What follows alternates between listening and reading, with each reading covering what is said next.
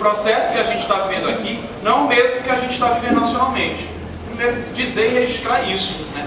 Quando a gente ouve informe que por e-mail se resolve decidir se dará oportunidade ou não do contraditório, da contradição, dos projetos que estão em disputa em nível nacional, isso é gravíssimo, do ponto de vista da democracia partidária, do que a gente defende como partido, e é mais a expressão de que, de fato, nós temos dois projetos de PSOL em disputa e duas visões de mundo em disputa dentro do PSOL. Uma que representa um projeto já fracassado, de adesão à ordem, de cooptação, de achar que simplesmente a adequação, a conquista de cada vez mais espaços na institucionalidade, de mais mandatos parlamentares, de mais executivos, de mais poder no legislativo, de mais prestígio, portanto, institucional, isso representaria alguma mudança substancial ou algum tipo de mudança na nossa sociedade. Isso está representado, inclusive, por aquele que se dispõe a ser pré-candidato, nosso em nível nacional, que não titubeou em fazer aliança com a direita conservadora no Amapá para conquistar o mandato do Senado. E achar, e portanto isso lhe garante fazer uma política de esquerda por dentro do Senado. É esse tipo de projeto contra o qual nós nos insurgimos, não apenas dentro do PSOL, mas as ruas negaram, e as ruas recusaram, a luta social recusa, porque ela não se reconhece nesse tipo de política. E nós não temos nenhum compromisso com esse tipo de política. Uma política adesista, uma política de bastidor, de conchavo de gabinete, que é costurado, que em pleno junho, quando as pessoas estão na rua, quando o Brasil está explodindo, quando ninguém esperava, e diante do adesismo, da cooptação, do sindicalismo, de diversos movimentos que um dia representavam os interesses, os anseios e os sonhos da classe, né? Hoje, dentro do governo, as pessoas, o conjunto de sujeitos políticos pudessem ir às ruas e se contrapor a toda essa ordem vigente. E aí surge todo tipo de reivindicação. É por isso que eu digo que nós estamos vivendo uma conjuntura quente.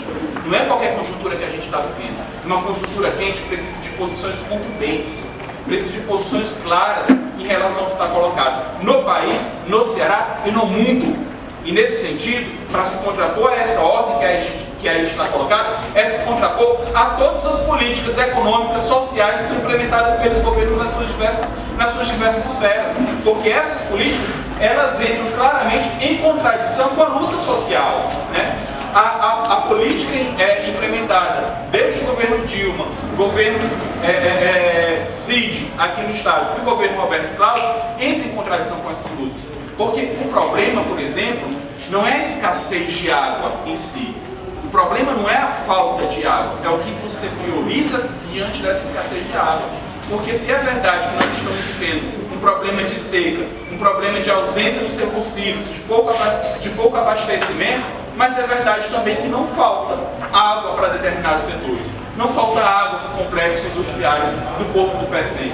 Não falta água para a caçicultura. Não falta água para o agronegócio. Vai faltar água para o trabalhador e para a trabalhadora rural. Vai faltar água para as comunidades. É verdade que nesse momento dessa escassez que se coloca no recursos, falta água, falta recurso, por exemplo, para as universidades públicas, mas não falta recurso, por exemplo, para destinar, para prever a construção de um aquário. Não falta recurso para prever, por exemplo, a construção de uma ponte estaiada. E nesse momento é que a gente precisa compreender que nessa conjuntura, o programa que nós vamos apresentar do PSOL, o programa que nós vamos apresentar do partido, tem que ser um programa que dialogue com o conjunto dessas reivindicações históricas de todos aqueles e aquelas que estão em movimento, e mais do que isso, que se dê um patamar de exigência que mostre os limites desse Estado, um Estado que foi apropriado para os interesses de uma pequena oligarquia, que hoje está aí no poder, a oligarquia dos Ferreira Gomes, mas que responde aos interesses do grande capital do agronegócio, da indústria, da caçicultura, inclusive da construção civil, né, do capital imobiliário, porque estes são os verdadeiros, os grandes irrigadores e fontes de financiamento de suas campanhas. E a estes interesses que eles respondem. Isso tem que estar colocado, porque essa crise do modelo político está colocado nas ruas. As pessoas não nutrem, não têm qualquer expectativa nesse modelo político que está aí colocado. Não somos nós que vamos alimentar isso, a fazer uma rendeira de desenvolvimento. Dá para ser um desenvolvimento mais acertadinho. Pelo contrário, nós nos contrapomos a esse modelo político E é esse modelo de desenvolvimento econômico que é colocado, um modelo de desenvolvimento que favorece o grande capital em detrimento dos interesses das maiorias sociais, dos trabalhadores, das trabalhadoras rurais, dos trabalhadores e das trabalhadoras da indústria, que a gente vê, por exemplo, no programa, quando é colocado, mas nós estamos oferecendo empregos. Mas que tipo de empregos? Qual tipo de emprego que oferece uma grindenda? Qual tipo de emprego que oferece essas indústrias que colocam os trabalhadores em péssimas condições de trabalho, né? Que não respeitam sequer os direitos sociais desses trabalhadores e trabalhadoras? Então, nossa campanha, fundamentalmente, mais do que apresentar, primeiro, precisa apresentar um programa que dialogue com essas lutas, um programa que expõe os limites, portanto, da ordem desse capital, né? da ordem desse Estado, que representa os interesses do capital, e, ao mesmo tempo, que apresente esse programa, seja também uma campanha convocatória. Uma campanha que mostre, portanto, que não é por dentro dos limites deste Estado que a gente vai resolver os problemas e conjunto das demandas sociais, mas que, portanto, convoque as pessoas a irem às ruas, à luta, né? Nessa história da gente virar pré-candidato ou pré-candidata, no caso da Adelita, né? O pessoal começa a dizer, olha, eu já arranjei tantos votos para você e tudo mais. Aí o colega foi e disse, tem fulano de tal política que está votando você, não acredita muito na política, não. Aí eu disse, mas eu também não acredito nessa política que está aí, não. A política que a gente acredita é aquela política que a gente faz no coletivo, que a gente organiza as pessoas, que a gente dá a luta. É aquela política quando você ocupa o Cocó, quando várias assembleias legislativas, não foi só uma, foram ocupadas em junho. Ocupou-se a Assembleia do Rio Grande do Sul, a Assembleia de São Paulo, a Assembleia do Rio de Janeiro, aqui no estado do Ceará. Então, todos esses espaços públicos, além das ruas, foram ocupados, né? E no momento em que os governos inclusive subestimavam, porque ninguém esperava aquele momento, subestimavam a sua capacidade e diziam que sequer abririam o diálogo com o conjunto dos movimentos, esses movimentos continuaram nas ruas e cresceram. Quando eu digo uma conjuntura quente, é quente não só porque as pessoas estão nas ruas, mas a direita também ela percebeu isso e começou a se organizar ainda melhor. Aliás, já era organizada, começou a recrudescer a sua ação. É por isso que vem toda uma legislação, todo um aparato, né, jurídico, por exemplo, para criminalizar o conjunto dos movimentos. Vem toda uma onda e uma ação da mídia para criminalizar aqueles e aquelas que se insurgem contra a ordem, aqueles e aquelas que vão à luta. Porque, na verdade, inclusive, se a gente for pensar do que o conjunto desses movimentos tem apresentado, vamos pegar a luta da UES.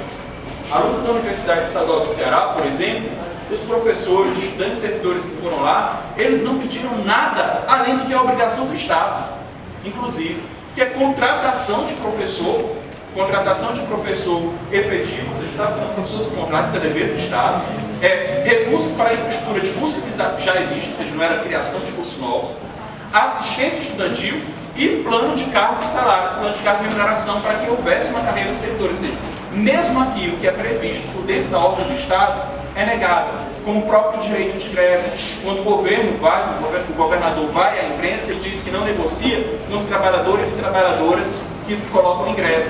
Mesmo assim, os trabalhadores, os estudantes, servidores da UES, da UOLTA, da UEVA, das universidades estaduais ocuparam a Assembleia porque entenderam que era justamente naquele processo de pressão, de mobilização, que poderia arrancar alguma coisa.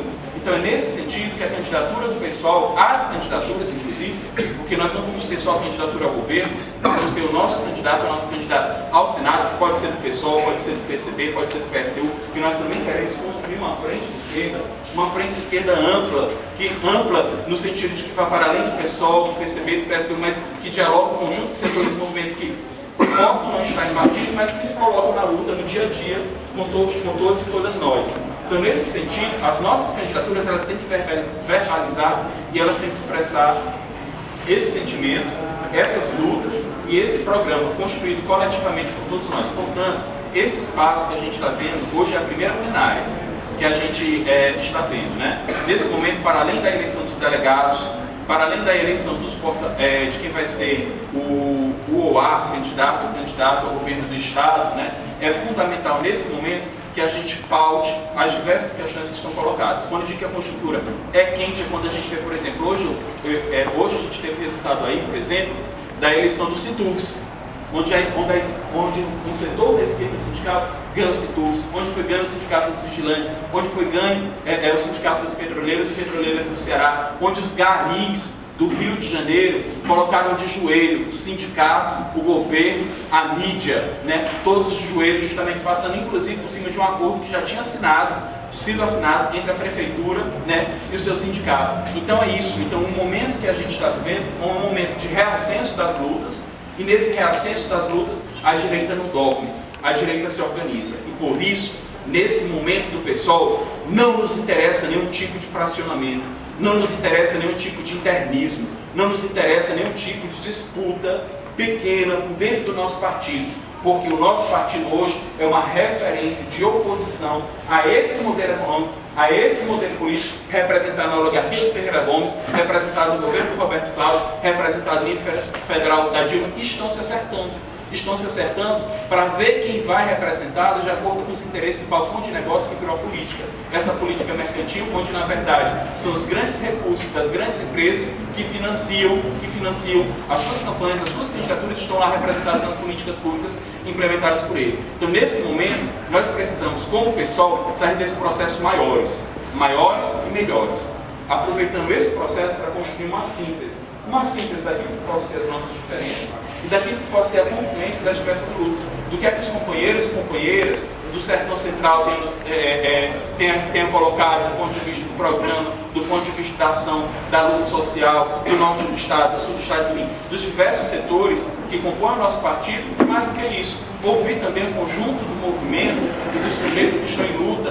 no nosso Estado, porque o pessoal hoje ele tem essa capacidade, ele tem se constituído como isso, como um sujeito coletivo que consegue dialogar com esses diversos setores. Então é fundamental que nesse processo a gente possa fazer de um processo político, democrático, coletivo e que possa dialogar com o conjunto da sociedade e do conjunto dos setores com os quais a gente está indo todos os dias. Nós assumimos uma determinada posição política, nós compomos um campo de visões, de processo e inclusive de compreensão da realidade. E o importante nesse processo é que, em que pese as distinções que possam existir, que a gente possa sair desse processo, quem quer que seja o candidato, ou a candidata que nos represente no PSOL, no próximo processo eleitoral, mais fortalecidos, unos, para enfrentar as oligarquias e para enfrentar o poder econômico e político do capital. É isso, pessoal, estamos na luta e vamos para frente.